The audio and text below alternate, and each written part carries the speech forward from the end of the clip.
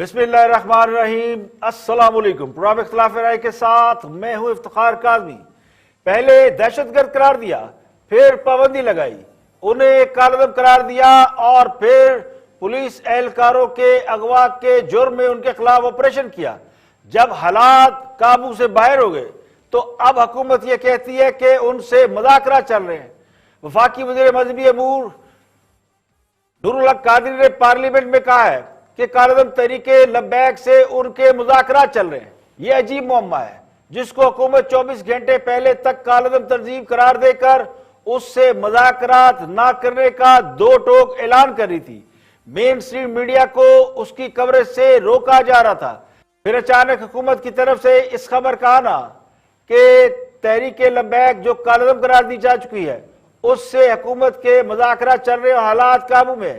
پہلے اس پر شیخ رشید نے بات کی اور اس کے بعد وفاقی مذہبی امور نور الحق قادری نے بات کی، تو شیخ رشید نے جو میڈیا پہ اپنا بیان جاری کیا اس کے مطابق ان کے یعنی حکومت کے تحریک لبیک سے مذاکرات ہو رہے ہیں۔ سے بات چیت چل پڑی ہے اور پہلا دور کافی بہتری سے مکمل ہوا ہے۔ صبح دوسرا راؤنڈ ہوگا۔ انہوں نے گرفتار جو بندے یہ غماری بنائے تھے پولیس والے وہ چھوڑ دی ہیں اور وہ خود بھی ٹی ایل پی کے لوگ مسجد رحمت للعالمین کے اندر چلے گئے ہیں اور پولیس بھی پیچھے ہٹ چکی ہے اور دوسرے راؤنڈ میں انشاءاللہ تعالی باقی معاملات بھی طے پا جائیں گے۔ اب سوال یہ کہ یہ مذاکرات کس بات پر ہو رہے ہیں؟ کیا مذاکرات 20 اپریل کی کال واپس لینے پر ہو رہے ہیں؟ کالعدم تحریک لبیک نے اعلان کیا تھا کہ 20 اپریل کو اسلام آباد کی طرف مارچ کرے گی، جس کے بعد سعد نظیم کی گرفتاری ہوئی اور اس کے بعد یہ ہنگامے پھوٹ پڑے۔ حکومت نے تحریک لبیک کو کالعدم قرار دیا اور اس کے سربراہ کا نام 4 شیڈول میں ڈال دیا، تو بہت ساری پابندیاں حکومت کی طرف سے لگا دی گئیں، لیکن اب حکومت یہ کہہ رہی ہے کہ ہمارے ان سے مذاکرات ہو رہے ہیں۔ اب سوال یہ کہ یہ مذاکرات کن باتوں پر ہو رہے ہیں؟ کیا ٹی ایل پی کو کالعدم قرار نہ دینے پر ہو رہے ہیں، یعنی کالعدم قرار دینے کا فیصلہ واپس لیا جائے، سعد نظیم کی رہائی پر ہو رہے ہیں، یا کسی اور بات پر ہو رہے ہیں؟ تو حکومت نے یہ نہیں بتایا کہ مذاکرات کس بات پر ہو رہے ہیں، یا یہ مذاکرات 20 اپریل کی جو کال ہے اس کو کال آف کرنے کے لیے ہو رہے ہیں۔ لیکن ذرائع یہ بتاتے ہیں کہ مذاکرات میں ایک شرط یہ بھی ہے کہ وفاقی وزیر داخلہ شیخ رشید کی چھٹی کی جائے۔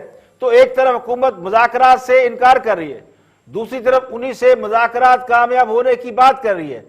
تو یہ مذاکرات فیڈرل گورنمنٹ نہیں کر رہی بلکہ یہ مذاکرات پنجاب گورنمنٹ کی طرف سے کیے جا رہے ہیں۔ اب سوال یہ ہے کہ ریاست کریڈٹ منوانے کے لیے گولیاں چلانا ہی ضروری تھا تو پھر مذاکرات کی کیا ضرورت ہے؟ اور اگر مذاکرات سے کام چل جاتا ہے تو پھر گولیاں چلانے کی کیا ضرورت تھی؟ تو یہ نااہلی کس کی ہے؟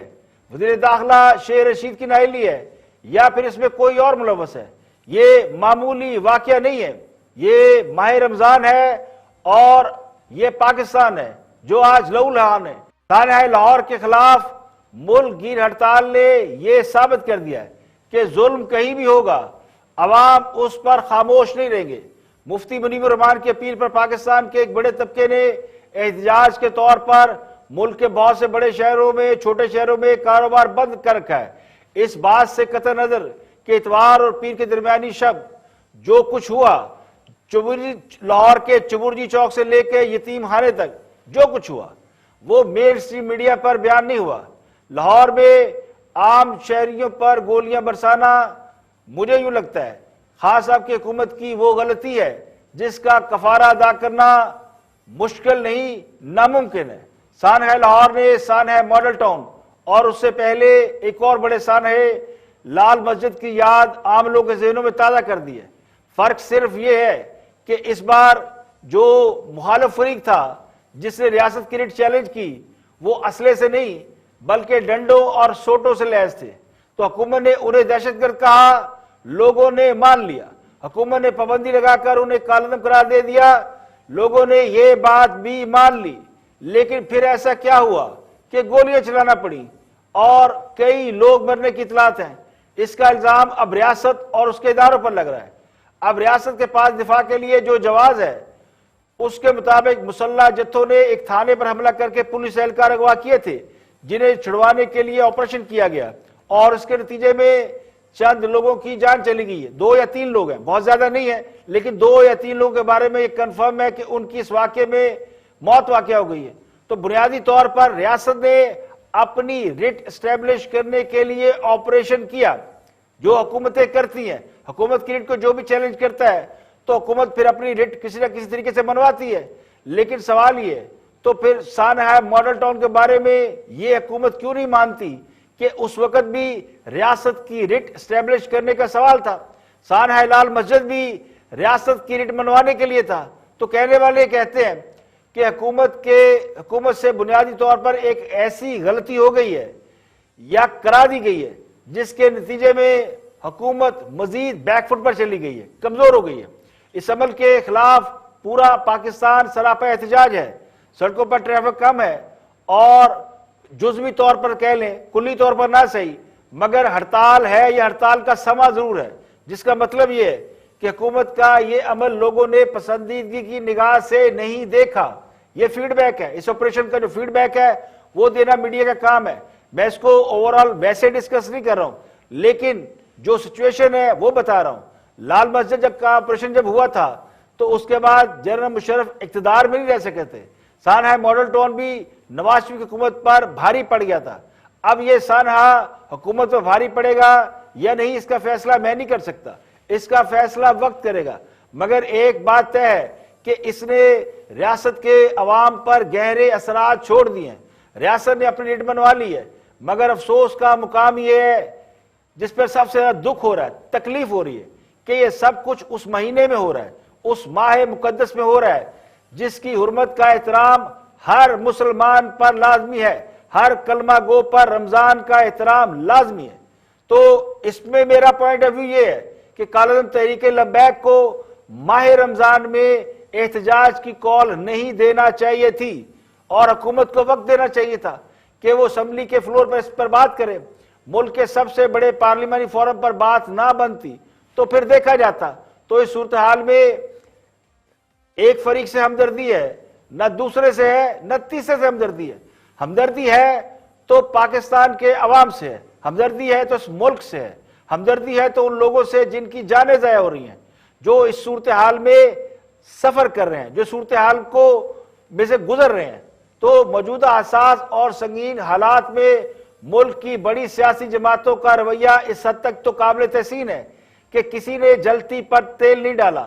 ماضی میں ہم نے دیکھا کہ اسی طرح کے واقعات پر بہت سے لوگ نکلتے تھے اور جلتی پر تیل ڈالتے تھے. کوئی اپنے پولیٹیکل انٹرسٹ پورے کرتا تھا, کوئی اپنے کوئی اور انٹرسٹ پورے کرتا تھا, لیکن اس بار کسی نے بھی جلتی پر تیل نہیں ڈالا. کوئی جلاؤ گراؤ اور مار ڈالو کے نعرے نہیں لگا رہا. تو ان لوگوں کو آج شرم تو آئی ہوگی جنہوں نے کبھی یہ نعرے لگائے تھے, جلا دو, مار دو, گرا دو. تو سانحہ ماڈل ٹاؤن پر جس طرح سیاست کی گئی وہ آج کھل کر سامنے آ گئی. آج قوم کے سامنے بہت سے چہرے ایک بار پھر بے نقاب ہو گئے کہ اس طرح کے سانحات پر جو سیاست کی جاتی ہے وہ کیا ہوتی ہے. سانحہ ماڈل ٹاؤن لوگوں کو اچھی طرح یاد ہے. ہاں صاحب بظاہر طاہر القادری کو انصاف دلانے کے اسلام آباد گئے تھے. یہ اس وقت کی حکومت کا حوصلہ تھا جس نے اس ہجوم پر گولی نہ چلائی, جلاؤ گراؤ اور مار ڈالو کے نعرے نہ لگائے, اور نہ ہی جلاؤ گراؤ اور مار ڈالو کے نعرے لگانے والوں کے خلاف پرچے کاٹے, نہ انہیں حوالات پہ بند کیا. اس وقت جو لوگ لوگوں پہ جوتے مارتے تھے وہ کھلے عام گھومتے تھے, اور آج انہی کے خلاف پرچے بھی کٹ رہے ہیں اور آج انہی کے خلاف آپریشن بھی ہو رہا ہے. اب اس کے باوجود کہ جن کا ووٹ بینک کاٹنے کے لیے ایسی طاقتوں کو لانچ کیا گیا اور آج وہ مطلوبہ نتائج دینے کی وجہ سے زیر اعتاب نظر آتی ہیں, تو اس کا فائدہ ان جماعتوں کو اٹھانا چاہیے تھا جو ان کی وجہ سے مشکلات کا شکار رہی, لیکن صد آفری ہیں کہ وہ ہوش مندی سے کام لے رہے ہیں. انتقام کی آگ میں سلگنے اور حالات سے فائدہ اٹھانے کی کوئی بھی کوشش نہیں کر رہا. تو یہ ایک بڑا پازیٹیو سائن بھی اس پوری مایوس کن صورتحال میں, جو ایک اچھی بات یہ ہے کہ کوئی بھی اس پر سیاست نہیں کر رہا. مسئلہ ناموس رسالت کا ہے تو ہر وہ جماعت جس کے ساتھ مذہبی کا لفظ آتا ہے وہ ضرور ریئیکٹ کر رہی ہے. جے یو ایف اے اور جماعت اسلامی نے بھی خود کو اس صورتحال سے الگ نہیں رکھا. اب جب مفتی منیب الرحمان نے ہڑتال کی کال دی تو مفتی منیب الرحمان بہت بڑے عالم دین ہیں اور بہت عرصہ پاکستان کی جو رویت الہلال کمیٹی اس کے چیئرمین رہے ہیں اور اب بھی ایک بہت بڑے سیگمنٹ کو ہیڈ کرتے ہیں. تو انہوں نے جب کال دی تو ملک کے بڑے حصے نے اس پر لبیک کہہ دیا. اب جو کچھ لاہور میں اتوار اور پیر کے درمیانی شب ہوا، میں پورے وثوق سے، پورے دکھ اور تکلیف سے کہتا ہوں کہ وہ نہیں ہونا چاہیے تھا. نہ پولیس اہلکاروں کا اغوا کیا جانا درست فعل ہے، نہ پولیس کا گولی چلانا درست عمل ہے. اور اس میں جو مجھے شک ہے، دونوں طرف ایسے عناصر موجود ہیں جنہوں نے حالات کو اس لیول تک پہنچایا. اب یہ انتہائی اقدام نہ کیا جاتا تو بہتر ہوتا. وہ کہتے ہیں کہ اگر کوئی یہ پرانا سانحہ ہوتا تو حکومت سابق حکمرانوں پر ڈال کر جان چھڑوا لیتی. اب بہت سے لوگ اس میں بھارت کا نام لے رہے ہیں تو انڈیا کا نام شامل کر کے اسے نیوٹرلائز کرنے کی کوشش کی جا رہی ہے. لیکن میری گزارش یہ ہے کہ ہمیں حقائق اور حالات کو مد نظر رکھنا چاہیے اور اس میں سے ہی حل تلاش کرنا چاہیے. اچانک وجود میں آنے والی تنظیموں کا طاقتور ہو جانا اور پھر ان کا ریاستی اداروں کو آنکھیں دکھانا یا من مرضی کے نتائج حاصل کرنے کی کوشش کرنا کوئی نیا واقعہ نہیں ہے. نہ ہی انہیں ریاستی طاقتوں کا اس طرح کنٹرول کرنے کا کوئی واقعہ نیا ہے. لیکن ہر بار نتائج ایک سے نہیں نکلتے. تو خدا نخواستہ جس طرح کے حالات پیدا ہوتے نظر آ رہے ہیں وہ ایسے ہی ہیں جس میں تیسری قوت کو انٹرفیئر کرنا پڑتا ہے اور حالات سنبھالنے کے لیے آگے آنا پڑتا ہے. تو بدقسمتی سے وہ حالات پیدا کرنے کی کوشش کی جا رہی ہے. خدا نخواستہ مجھے یہ لگتا ہے کہ یہ وہی حالات پیدا کرنے کی کوشش کی جا رہی ہے جو کسی نظام کا بوریا بستر لپیٹنے کے لیے کافی ہوتے ہیں. تو اس حساس موضوع پر آج پاکستان کے سب سے بڑے ایوان پارلیمنٹ میں بھی بات ہوئی جس میں وزیر داخلہ شیر رشید چند لمحوں کے لیے آئے اور پھر انہوں نے معاملہ نور الحق قادری صاحب پر جو وفاقی وزیر مذہبی ان پر ڈالا اور خود نکل گئے. لیکن اس سے پہلے عمران خان صاحب نے ایک تقریب میں خطاب کرتے ہوئے کہا کہ دینی اور مذہبی جماعتیں اسلام کا غلط استعمال کرتی ہیں. کہ کئی دفعہ ہماری پولیٹیکل پارٹیز بھی، کئی دینی جماعتیں اسلام کو غلط استعمال کرتی ہیں اور ایسا استعمال کرتی ہیں کہ اپنے ملک کو ہی نقصان پہنچا دیتی ہیں اور دوسروں کو تو کوئی فرق پڑتا نہیں ہے لیکن اپنے لوگوں کو ہم اپنے ملک کو نقصان پہنچا دیتے ہیں. کون فیصلہ کرے گا؟ کیا کسی کے دل کو چیر کے کسی نے دیکھا کہ کون زیادہ پیار کرتا ہے نبی سے اور کون کم کرتا ہے؟ ہم اپنے یہ ملک میں مظاہرے کر کے توڑ پھوڑ کر کے کوئی فرق نہیں پڑے گا. مغرب کے اندر جدھر یہ گستاخی ہوتی ہے ان کو کوئی نقصان نہیں پہنچ رہا، اپنے آپ کو کر رہے ہیں. لیکن جو کیمپین میں چلاؤں گا اور انشاءاللہ شروع کر دیا میں نے کیمپین، مسلمان ملکوں کو ساتھ ملا کے ان کے ساتھ پر ہم پوری طرح اپنا کیس پریزنٹ کریں گے اور کر رہے ہیں یونائٹڈ نیشنز میں، یورپین یونین میں.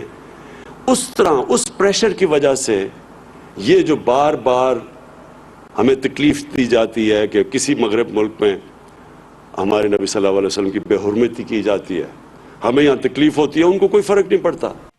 خاصہ فرماتے ہیں کہ مذہبی معاملات پر احتجاج سے دنیا کو نہیں بلکہ ہمیں تکلیف ہوتی ہے.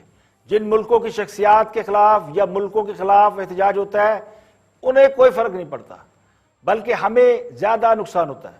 اب سوال یہ کہ اگر اپنے ملک میں احتجاج کرنے سے باہر والوں کو یا دوسروں کو کوئی فرق نہیں پڑتا تو پھر خان صاحب جمعے کے جمعے کشمیریوں کے ساتھ اظہار یکجہتی کرنے سے انڈیا کو کیا فرق پڑے گا؟ خان صاحب نے کہا تھا نا کہ ہر جمعے ہم احتجاج کریں گے، یہ کشمیر پر ہماری پالیسی ہے. یہ درست ہے کہ مذہبی عقائد پر سیاسی پوائنٹ سکورنگ نہیں کرنا چاہیے لیکن یہ بات ان پر بھی لاگو ہوتی ہے جو سیاست میں بار بار مذہب کو لے کے آتے ہیں اور ریلیجس کارڈ استعمال کرتے ہیں. اور اس پر ظلم یہ ہے کہ دعویٰ ہو مدینے کی ریاست بنانے کا اور ناموس رسالت کی بات کرنے والوں پر ظلم کیا جائے. تو اصل مسئلہ یہ نہیں کہ مذہبی اور سیاسی جماعتیں مذہب کارڈ استعمال کرتی ہیں، اصل مسئلہ قول و فعل کا تضاد ہے. زبان سے پھر جانا سب سے بڑی پرابلم ہے. جو لوگ مذہب کا استعمال کر کے یا مذہبی کارڈ استعمال کرتے ہیں، ریلیجس کارڈ، جو اپنی سیاست کے اندر بار بار مذہبی عقائد کو لے کے آتے ہیں اور ان کو فلفل نہیں کرتے، تو یہ بات زیادہ تکلیف ہوتی ہے. تو خان صاحب نے اتنے اہم مسئلے پر بھی ایوان میں خطاب کرنے کی بجائے اور تمام عوامی نمائندوں کو اعتماد میں لینے کی بجائے چند لوگوں سے مخاطب ہونا بہتر سمجھا اور پھر وہ قوم سے خطاب کرنے بھی ٹی وی پر آ گئے. تو ٹی وی پر خطاب کرنے کے بجائے اگر خان صاحب پارلیمنٹ چلے جاتے تو پارلیمنٹ میں کی بات کا زیادہ وزن ہوتا ہے. لیکن اب جو شخص جو لیڈر اپنے لوگوں سے بات نہیں کر سکتا, پارلیمنٹ کے اندر سوالوں کے جواب نہیں دے سکتا, اس بات کا خوف ہے کہ پارلیمنٹ میں سوال پوچھا جائے گا یا کوئی کراس کوشچن ہوں گی, تو وہ یہ دعویٰ کرے کہ جی وہ باہر بیٹھا دنیا کو قائل کر لے گا. یہ بات اگر آپ کی سمجھ میں آتی ہو تو شاید میری سمجھ میں تو نہیں آ رہی. اور نیب کا سابق وزیر اعظم نواز شریف کی تمام جائیدادیں نیلام کرنے کا فیصلہ, احتساب عدالت میں درخواست دائر کی جائے گی, جبکہ سابق وزیر اعظم پنجاب اور اپوزیشن لیڈر شہباز شریف کی ضمانت کے فیصلے کے حوالے سے لاہور ہائی کورٹ کے چیف جسٹس نے جسٹس علی باقر نجوی کی سربراہی میں ایک 3 رکنی بینچ بنا دیا. نیب کی جو تیار کردہ رپورٹ ہے نواز شریف کے حوالے سے, اس میں کہا گیا ہے کہ نواز شریف کے 4 کمپنیوں میں شیئر ہیں. محمد بخش ٹیکسٹائل مل میں نواز شریف کے 4,67,950, حدیبیہ پیپر مل میں 3,43,425 اور حدیبیہ میں 22,213, اتفاق ٹیکسٹائل مل میں 48,606 شیئر ہیں. نواز شریف کے مختلف نجی بینکس میں 3 غیر ملکی کرنسی سمیت 8 اکاؤنٹ ہے اور ان کے 5 اکاؤنٹ میں 6,12,000 روپے موجود ہیں. غیر ملکی کرنسی والے اکاؤنٹ میں 556 یورو, 698 امریکی ڈالر اور 498 برطانوی پاؤنڈ موجود ہیں. تو رپورٹ میں مزید کہا گیا ہے کہ ایل ڈی اے لاہور اور شیخوپورہ کے ایڈیشنل ڈپٹی کمشنر, مری کے اسسٹنٹ کمشنر اور گلیار ڈیولپمنٹ اتھارٹی نے بھی نواز شریف اور ان کے زیر کفالت افراد کے نام لاہور, شیخوپورہ, مری اور ایبٹ آباد میں جائیدادوں کے حوالے سے رپورٹ دی ہیں, جس کے مطابق نواز شریف اور ان کے زیر کفالت افراد کے نام 1752 کنال سے زائد زرعی اراضی ہے. لاہور کے موضع مانک میں 936 کنال, موضع بڈو کسانی میں 299 کنال, شیخوپورہ کے موضع منڈیالی میں 14 کنال اور موضع فیروز وطن میں 88 کنال اراضی ہے. اس کے علاوہ مری میں بنگلہ چھانگلہ گلی ایبٹ آباد میں 15 کنال کا مکان اور اپل مار لاہور میں جائیداد بھی شامل ہے. تو نیب نے ایک لسٹ بنائی ہے نواز شریف کی جائیدادوں کو, جس کو نیب نے یعنی فروخت کرنے کا فیصلہ کیا. پہلے تو نیب اس کو ان جائیدادوں کو دریافت کرے گا, پھر ان کو تحویل ملے گا, اس کے بعد ہی اس کو فروخت کرنے کا مرحلہ درپیش ہو سکتا ہے. تو پچھلے دنوں پنجاب حکومت نے کوشش کی تھی کہ لاہور میں جو جاتی عمرہ میں نواز شریف کا گھر ہے اس کا ایک حصہ 127 کنال زمین اس کو محکمہ اوقاف کی زمین قرار دے کر اسے گرانے کی کوشش کی گئی, جس پر شریف فیملی نے کورٹ میں جا کے اسٹے آرڈر حاصل کر لیا. اب ایک نئی رپورٹ سامنے آئی ہے جی کہ نواز شریف کی بڑی جائیدادیں ہیں, لیکن یہ جائیدادیں تمام اگر گن بھی لیں, اول تو پتہ نہیں یہ جائیدادیں ہیں, ابھی اس طرح رپورٹ ہے, لیکن بالفرض ہائپوتھیٹیکلی سوچے یہ جائیدادیں مل جاتی ہیں تو بھی ان جائیدادوں کو اگر آپ ٹوٹل جائیدادوں کو تخمینہ لگائیں تو بھی اتنے پیسے نہیں بنتے جتنے خان صاحب الزام لگاتے رہے کہ نواز شریف چوری کر گئے, 300 ارب کا الزام لگاتے رہے. تو بارہ لوگ کہتے ہیں نا کھودا پہاڑ نکلی چویا, تو یا پھر بھاگتے چور کی لنگوٹی. انہوں نے سوچا ہوگا کہ یہ 4-6 جائیدادیں موجود ہیں, اور پھر یہ سوال سب سے اہم ہے کہ نواز شریف کے اپنے نام پہ کتنی جائیدادیں ہیں اور ان کے زیر کفالت کون سے افراد ہیں. تو جو لوگ ان کے زیر کفالت ہوں گے ان کا ہی نام آئے گا, ان کے نام کو جائیداد ہوگی. خود نواز شریف کے نام جو میری معلومات ہے اس کے مطابق ان کے اپنے نام کوئی پراپرٹی اتنی زیادہ نہیں ہے سوائے ان کے والد کی طرف سے جو ان کو پراپرٹی ملی تھی. تو دوسری آپ خبر شہباز شریف کے حوالے سے ہے. شہباز شریف کی ضمانت کا معاملہ, لاہور ہائی کورٹ نے شہباز شریف کی آمدن سے زائد اثاثوں کے ریفرنس میں ضمانت کے معاملے پر جسٹس علی باقر نجوی کی سربراہی میں ایک نیا بینچ تشکیل دیا. 3 رکنی بینچ میں جسٹس عالیہ نیلم اور جسٹس شہباز رضوی شامل ہیں. اس سے پہلے رجسٹرار لاہور ہائی کورٹ نے ریفری جج کی تقرری کے لیے ایک فائل چیف جسٹس کو بھجوائی تھی. اب یہ معاملہ ہوا تھا کہ شہباز شریف کی کچھ روز پہلے اثاثہ جات کیس میں جسٹس سردار سرفراز ڈوگر نے ضمانت منظور کی تھی, اور ان کے ساتھ جسٹس جاوید گھرال. یہ 2 رکنی ڈویژنل بینچ تھا جس نے شہباز شریف کی ضمانت منظور کی, لیکن اس کے بعد یعنی جب شارٹ آرڈر لکھنے کا وقت آیا تو جسٹس جاوید گھرال کی جانب سے ایک اختلافی نوٹ سامنے آ گیا. اس کے بعد یہ معاملہ متنازع ہو گیا اور شہباز شریف کی ضمانت نہ ہو سکی. اس پہ میں نے بھی آپ کو خبر بریک کی تھی کہ یہ معاملہ ریفری جج کے پاس جائے گا یا نیا بینچ جو ہے وہ مقرر کیا جائے گا. جسٹس اسد جاوید گھرال نے یہ کہا تھا کہ جب کیس سن رہے تھے اس وقت جب ضمانت کا معاملہ آیا تو مجھ سے جسٹس سردار سرفراز نے رضامندی طلب کی تو میں نے صاف انکار کر دیا تھا، جبکہ جسٹس سردار ڈوگر نے اکیلے ہی متفقہ فیصلہ سنا دیا تو انہوں نے یہ دعویٰ کیا کہ انہوں نے فوراً ہی چیف جسٹس ہائی کورٹ کو آگاہ کیا تھا اور مختصر فیصلہ دستخط کرنے کے لیے بھجوایا گیا، تو میرے دستخط کرنے کا سوال ہی پیدا نہیں ہوتا، تو یہ معاملہ متنازع ہو گیا۔ تو اب لاہور ہائی کورٹ کے چیف جسٹس نے اس پر ریفری جج کی بجائے ایک نیا بینچ تشکیل دے دیا، جس میں 3 رکنی بینچ ہے جو جسٹس علی باقر نجفی کی سربراہی میں تشکیل دیا گیا ہے۔ اب یہ فیصلہ کرے گا کہ شہباز شریف کی ضمانت ہونی ہے یا نہیں ہونی۔ لیکن جو پریویس معاملہ ہے جس میں 2 ججوں میں سے ایک جج نے پہلے اتفاق کیا اور اس کے بعد اختلاف کیا، اس کے بارے میں بہت سے قانونی ماہرین کا کہنا ہے کہ اس کی بھی تحقیقات کا نوٹس حکم ہونا چاہیے، کیونکہ یہ کیسے ہو سکتا ہے کہ ایک جج اپنے تو ہی فیصلہ سنا دے اور دوسرا جج کہ جی مجھے اختلاف تھا اور وہ اختلافی نوٹ جو ہے وہ فیصلہ سناتے وقت تو نہ بتائے لیکن بعد میں وہ اس کو اناؤنس کرے۔ تو پنجاب حکومت کے بلکہ فیڈرل گورنمنٹ کے خاص اب کے جو پولیٹیکل ہے اپنا ترجمان ہے شہباز گل، انہوں نے یہ دعویٰ کیا تھا کہ یہ فیصلہ کسی جج نے نہیں سنایا تھا بلکہ یہ فیصلہ سنانے والا ایک نائب قاصد تھا، تو ان کی بھی خبر کی تردید ہو گئی، ان کے بھی اس دعوے کی تردید ہو گئی، یہ فیصلہ نائب قاصد نے سنایا تھا۔ یہ فیصلہ جسٹس سرفراز ڈوگر نے سنایا تھا، یہ خود جسٹس عزت جاوید بھی کہہ رہے ہیں کہ جی انہوں نے فیصلہ سنایا تھا۔ یہاں پہ لیں گے ایک بریک اور بریک کے بعد جب واپس آئیں گے اور بھی ہم موضوعات آپ کے ساتھ شیئر کریں گے، ہمارے ساتھ رہیے گا۔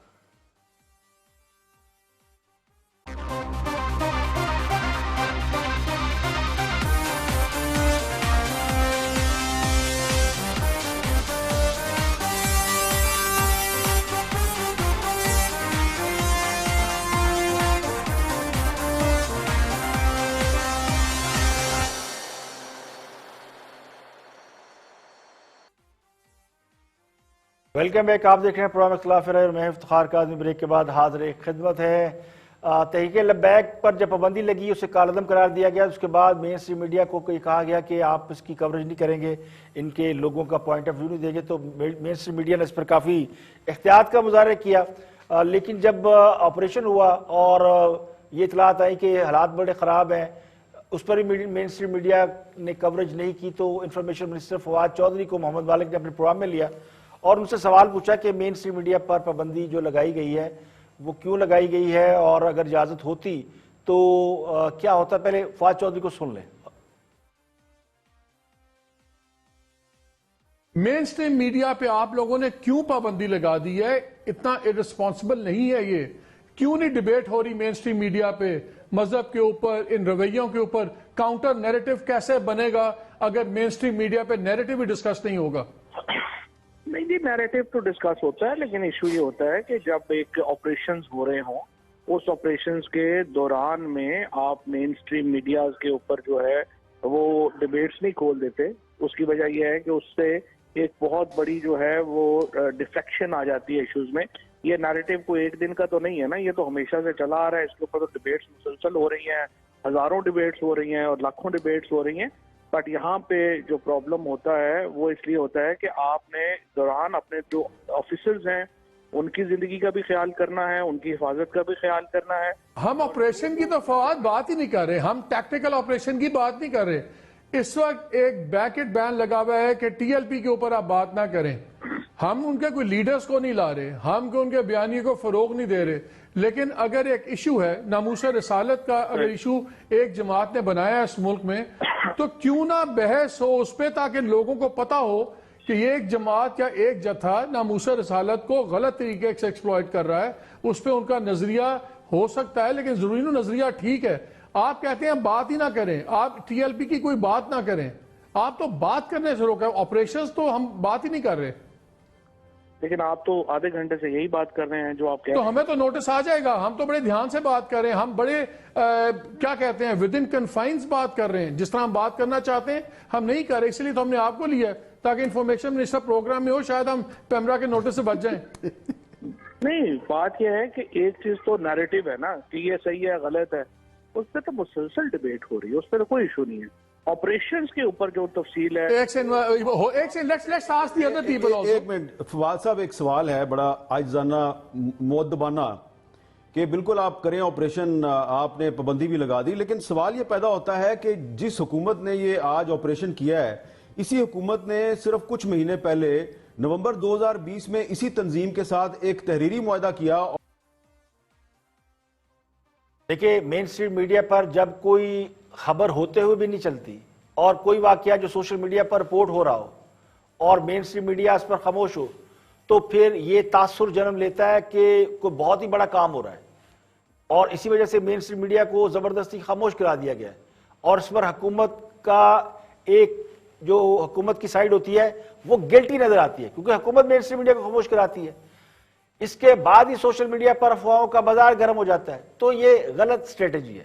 سوشل میڈیا پر لاہور آپریشن کے حوالے سے جتنا پروپوگنڈا ہو رہا تھا، اس سے تو یوں لگ رہا تھا کہ ملک میں جیسے کوئی بہت بڑی جنگ چھڑ گئی ہے. ہر بندہ اپنی اپنی بولی بول رہا تھا، بھات بھات کی بولی، جس کا نتیجہ یہ نکلا کہ مفتی منیب الرحمان صاحب نے ہڑتال کی کال دے دی اور ہڑتال ہو گئی ہے. اگر مین اسٹریم میڈیا پر حقائق لوگوں کو دکھائے جاتے، لوگوں کو پتا ہوتا کہ جو ہے وہ رائٹ کیا ہے، رانگ کیا ہے، تو میرا موقف یہ کہ حکومت کی پوزیشن خراب نہ ہوتی. ویسے بھی مین اسٹریم میڈیا ایک ذمہ دار میڈیا ہے، کیونکہ یہ وہ میڈیا ہے جو جواب دہ ہے. سوشل میڈیا تو جواب دہ ہی نہیں ہے. مین اسٹریم میڈیا کو تو آپ پوچھ سکتے ہیں کہ آپ نے کیا کیا، کیوں کیا، آئندہ سے نہیں کریں گے. لیکن مین اسٹریم میڈیا چونکہ وہ میڈیا ہے، اسے پتا ہوتا ہے کون سی خبر چلانی ہے، کون سی خبر نہیں چلانی. تو حکومت نے ایک تنظیم پر پابندی لگا دی ہے، تو اس کے بعد کہنے کی ضرورت نہیں تھی کہ میڈیا اس کو گلوریفائی نہ کرے. میڈیا ویسے بھی کسی کالعدم تنظیم کو گلوریفائی نہیں کرتا، نہ کسی دہشت گرد کو پروموٹ کرتا ہے. ماضی میں درجنوں تنظیموں پر پابندی لگائی گئی ہے. کیا آج وہ مین اسٹریم میڈیا پر نظر آتی ہے؟ تو نہیں نظر آتی. تو مین اسٹریم میڈیا کو جو غیر ذمہ دار ٹھہرایا جا رہا ہے، وہ بھی میں سمجھتا ہوں کہ حکومت کا اپنا ایک غلط فہمی کی بنیاد پر ہے کہ وہ اپنی اس آنکھ کو جو حقائق دکھا سکتی ہے اس کے اوپر پٹی ڈال رہی ہے. اب قومی اسمبلی کے ایوان میں بھی آج اس پر آواز بلند کی گئی کہ مین اسٹریم میڈیا پر بلیک آؤٹ ہے. تو یہ اگر آپ کے پارلیمنٹ میں بات ہوتی ہے کہ مین اسٹریم میڈیا پر بلیک آؤٹ ہے اور پورا ملک افواہوں کی زد میں ہے، تو اس سے پوری دنیا کے اندر جو آپ کا امیج جاتا ہے وہ اور زیادہ خراب جاتا ہے کہ آپ نے میڈیا کو بالکل بلیک آؤٹ کر رکھا ہے. جبکہ میڈیا کا اصل فائدہ تو یہی ہے کہ لوگوں کو حقائق سے باخبر رکھا جائے. اگر عوام کو حقائق سے بے خبر رکھنا ہی مقصد ہے تو پھر میڈیا کی کوئی کریڈیبلٹی نہیں رہ جاتی، اور حکومت کی تو بالکل نہیں رہ جاتی. اب حکومت نے حالات خراب ہونے کے بعد لوگوں کو یہ بتایا کہ جی مذاکرات ہو رہے ہیں. اب یہی بات اگر مین اسٹریم میڈیا کے ذریعے بتا دی جاتی اور ٹائملی بتا دی جاتی تو مجھے یقین ہے کہ حالات مختلف ہوتے. اب کچھ مہنگائی کی بات کر لیتے ہیں کہ پاکستان میں مہنگائی کا دن بدن گراف اوپر چلتا جا رہا ہے، بڑھتا جا رہا ہے، اور حکومت نے وزیر خزانہ بھی تبدیل کر دیا کہ تاکہ مہنگائی کم کی جائے. تو اسی پر بات ہو رہی ہے، مہنگائی اور وزیر خزانہ کی تبدیلی پر تھنک ٹینک میں گفتگو ہو رہی ہے. دیکھتے ہیں کیا فرماتے ہیں. Watch this. شوکت ترین صاحب کو لانے کا بنیادی مقصد کیا ہے؟ کچھ لوگوں سے بات ہوئی ہے، وہ یہ کہہ رہے ہیں کہ عمران خان سمجھتے ہیں، یا صاحب سے ادب کے ساتھ وہ یہ سمجھتے ہیں کہ جو شوکت ترین صاحب ہیں ان کا جو ایکسپیرینس ہے، وہ کہہ رہے ہیں کہ میں ان کو 40 سال سے جانتا ہوں، ان کا ایکسپیرینس یہ ہے کہ یہ جو پالیسیز بنائیں گے وہ پیپل سپیسیفک ہوں گی. لوگوں کے اوپر پیسہ خرچ کرنے کی ضرورت ہے. اب چونکہ آپ کی اکانومی سٹیبلائز ہو گئی ہے تو اب آپ کو گروتھ اورینٹڈ آپ نے پالیسیز بنانی ہیں. تو خان صاحب یہ سمجھتے ہیں کہ یہ کافی اس معاملے میں بہتر ثابت ہو سکتے ہیں. جہاں تک بات ہے مہنگائی، میں ایک چھوٹا سا سوال ضرور پوچھنا چاہوں گا، اپنے آپ سے بھی پوچھ رہا ہوں کہ کم از کم میں نے اپنی زندگی میں جتنے بھی رمضان دیکھے ہیں جب سے ہم نے ہوش سنبھالی ہے، جب بھی رمضان آیا ہے تو ایک خبر تمام اخبارات اور جب سے پرائیویٹ ٹیلی ویژن چینلز آئے ہیں ایک خبر بڑی کامن رہی ہے کہ رمضان کے آتے ہی مہنگائی کا پہاڑ ٹوٹ پڑا. باقی جو آپ چکر لگائیں، آپ نے پوچھا کہ کیا چیزیں مل رہی ہیں، جو پیرشیبل آئٹمز ہیں، سبزیاں، فروٹ وغیرہ، وہ کافی کنٹرول میں ہیں. اصل مسئلہ ہے ہمارا اور سلمان غنی صاحب کا چینی کا. اب چینی کے اوپر کرائسس ہوا ہے، اس میں کوئی دو رائے نہیں ہے. اس حکومت سے بہت مس مینج ہوئی ہے. پہلے وافر چینی تھی، اس کو ایکسپورٹ کر دیا غلط فیصلہ کر کے. اس کے بعد پھر جب چینی کم ہو گئی، جو مڈل مین ہے اس نے اس سے مال کمایا، آپ کو پھر امپورٹ کرنی پڑ گئی. کووڈ کی وجہ سے جو بھی مسائل آ رہے ہیں، آپ کی جو ٹائملی آپ نے جو آرڈر پلیس کرنے سے اس میں مسئلے مسائل آ رہے ہیں، اصل تو وجہ یہی بنی ہوئی ہے کہ چونکہ شوگر کرائسس ہے، ہم بنیادی طور پر ایک زراعت کا ملک ہے، چونکہ اس کی وجہ سے یہ چیزوں کی کمی پیشی ہے، آٹا کی کمی پیشی ہے اور شوگر کی کمی پیشی جب ہو گئی تو یہ ایک موجودہ حکومت کے اوپر جو پرسیپشن ہے یا ان کے اوپر یہ بہت بڑا الزام آ رہا ہے کہ انہوں نے مس مینج کیا ہے، اور اس کا سرٹنلی عمران خان صاحب کو جواب دینا ہے۔ باقی دنیا کے اندر مثال چاہے آپ استعمال کر لیں کہ ٹرمپ جب آیا تھا، پہلی دفعہ آیا تھا، اس نے پہلے 3-4 مہینے کے اندر ساری کی ساری اس کو ٹیمز اس کی تبدیل ہو گئی تھی، کچھ لڑکے چلے گئے، کچھ انہوں نے چینج کر دیے، تو خان صاحب بھی تھوڑا سا ہارڈ وے کے ذریعے۔ دیکھیے، کسی بھی ادارے کو، محکمے کو برباد کرنے کا سب سے آسان طریقہ یہ ہے کہ اس پر کسی نااہل کو، نکھٹو کو سربراہ لگا دیا جائے۔ اگر وہ 4-6 مہینے میں بھی مکمل تباہی نہ لا سکے تو اس کی جگہ ایک اور نااہل آدمی لگا دیا جائے تو ادارہ خود تباہ ہو جائے گا۔ اب خان صاحب کا کمال یہ ہے کہ وہ ایک بندہ لگاتے ہیں اور اس کی نااہلی چھپانے کے لیے اس کی تعریفیں کرتے رہتے ہیں، اس کی تعریفوں میں زمین و آسمان کے کلابے ملاتے ہیں، اس نااہلی کا نتیجہ بربادی کی صورت میں نکلتا ہے تو بندہ بدل دیتے ہیں اور پھر اگلے بندے کی تعریفیں شروع کر دیتے ہیں۔ تو اب بہت سے لوگ اس بات کو سمجھ گئے ہیں کہ خان صاحب جس بندے کی تعریفیں کر رہے ہوں وہ جلد ناکام ہو کر نکلے گا، تو سمجھ لیں 4-6 مہینے میں شوکت ترین صاحب کا بھی یہی حال ہونے والا ہے۔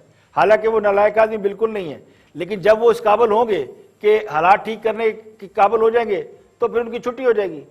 ان سے یہ توقع پیدا کر دینا کہ وہ مہنگائی میں کمی کریں گے وہ پوری نہیں ہو سکتی، کیونکہ جن کو یہ تک نہیں معلوم کہ مہنگائی کا سب سے بڑا پرابلم IMF ہے، مہنگائی کا IMF کے ساتھ چولی دامن کا ساتھ ہے۔ آج جو مہنگائی ہے اس کی وجہ IMF ہے۔ جب بجلی گیس مہنگے ہوں گے تو پھر کاسٹ آف لیونگ بھی بڑھے گی، تو مہنگائی رمضان سے قبل کا مسئلہ ہے، اور جب سے خاص حکومت میں آئے ہیں عوام مہنگائی کی چکی میں پس رہے ہیں۔ اب شوکت ترین صاحب میرے خیال میں وہ ٹرک کی نئی بتی ہیں جن کو مہنگائی میں کمی کا دعویٰ کر کے لایا گیا ہے اور یہ گھنٹی ان کے گلے میں باندھ دی گئی ہے۔ اب مہنگائی صرف وزیر خزانہ کا کام نہیں کہ وہ کم کرے، اس کے لیے ویژن، پالیسی اور حکومت کی ول درکار ہوتی ہے۔ اگر ول ہی نہیں ہے تو پھر ہم IMF کے چنگل سے کیسے نکلیں گے، اور مہنگائی بھی ایسے ہی ناچتی رہے گی۔ یہاں پہ لیکن ایک بریک، اور بریک کے بعد جب واپس آئیں گے اور بھی ہم موضوعات آپ کے ساتھ شیئر کریں گے، ہمارے ساتھ رہیے گا۔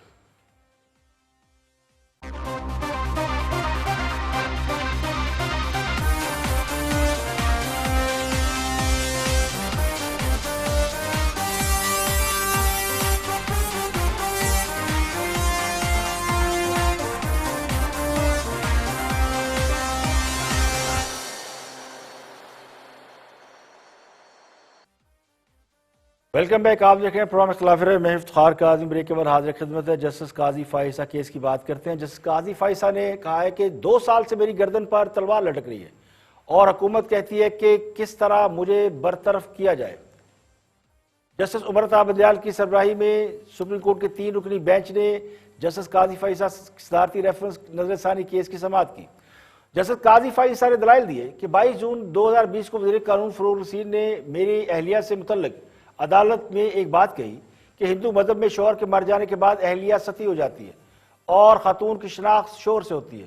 وزیر قانون نے تمام خواتین کی توہین کی ہے، عدالت میں جھوٹ بولے گئے وہ سامنے لانا چاہتا ہوں۔ میرے خلاف کیس کو تاخیر کا شکار کرنے کے لیے متعدد بار مقدمہ ملتوی کرنے کی استدعا کی گئی۔ جسٹس عمر عطا بندیال نے کہا کہ آپ جو الزامات لگا رہے ہیں ہمیں ان کو دیکھنا ہے۔ جسٹس قاضی فائزہ نے کہا کہ یہ الزام نہیں بلکہ عدالتی ریکارڈ کا حصہ ہے، میری درخواست ہے کہ مجھے اپنے دلائل مکمل کرنے دیں، میں اپنے طریقے سے دلائل دوں گا، سوال پوچھنے ہیں تو سماعت جلدی رکھا کریں۔ جسٹس عمر عطا بندیال نے انہیں تنبیہ کی کہ اپنی آواز کو نیچا رکھے، یہ عدالت ہے۔ جسٹس قاضی فائزہ نے کہا کہ میری گردن پر 2 سال سے تلوار لٹک رہی ہے، جذباتی ہونے پر عدالت سے معذرت خواہ ہوں۔ جسٹس قاضی فائزہ کی اہلیہ سرینا عیسیٰ نے بھی دلائل دیے۔ انہوں نے کہا کہ لندن جائیدادوں کے ریکارڈ میں جسٹس قاضی فائزہ کا نام نہیں، ان جائیدادوں کے لیے فنڈ کی منتقلی میں بھی میرے شوہر کا کوئی کردار نہیں، وہ کیس میں فریق نہیں تھے، پھر بھی میرے اور بچوں کے خلاف فیصلہ دیا گیا۔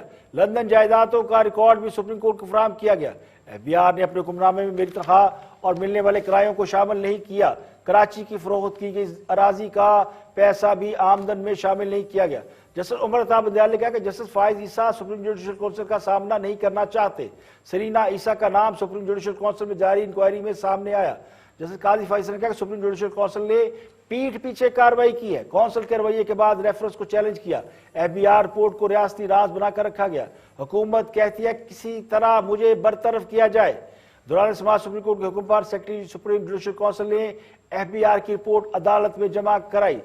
سرینا عیسیٰ نے کہا کہ جائیدادیں خریدی گئی تو بچے بالغ اور برسر روزگار تھے. شہزاد اکبر عمران خان کے متوازی حکومت چلا رہے ہیں.